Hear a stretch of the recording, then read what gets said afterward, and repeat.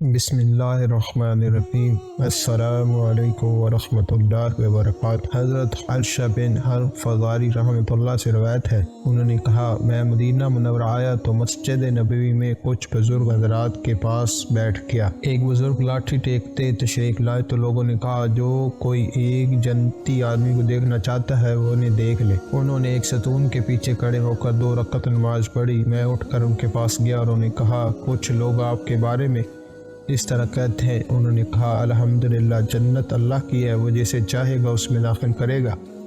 لوگ یہ بات اس لیے کہتے ہیں کہ میں نے اللہ کے رسول کے زمانے مبارک میں ایک خواب دیکھا تھا۔ میں نے دیکھا گویا ایک آدمی میرے پاس آیا اور اس نے کہا، چلیے، تو میں اس کے ساتھ چل پڑا۔ وہ مجھے ایک بڑی شاہراہ پر لے چلا۔ چلتے چلتے مجھے بائیں طرف ایک راستہ نظر آیا۔ میں نے اس پر چلنے کا ارادہ کیا تو میرے ساتھی نے کہا، آپ اس راستے والوں میں سے نہیں۔ پھر مجھے دائیں طرف ایک راستہ نظر آیا۔ میں اس پر چل پڑا حتیٰ کہ میں ایک پھسلواں پہاڑ تک جا پہنچا۔ اس شخص نے میرا ہاتھ پکڑا اور مجھے اوپر کی طرف اچھال دیا۔ اچانک میں اس پہاڑ کی چوٹی پر پہنچ گیا۔ میں وہاں نہ ٹھہر سکا اور پاؤں نہ جما سکا۔ اچانک دیکھا لوہے کا ایک ستون ہے جس کے بلائی حصے میں سونے کا ایک حلقہ ہے۔ اس شخص نے میرا ہاتھ پکڑا اور مجھے اوپر اچھال دیا حتیٰ کہ میں نے وہ حلقہ پکڑ لیا۔ اس نے کہا، کیا آپ نے اسے اچھی طرح پکڑ لیا؟ میں نے کہا، ہاں۔ تو پھر اس نے ستون کو پاؤں مارا اور گرا دیا اور میں حلقے کو مضبوطی سے پکڑے رہا۔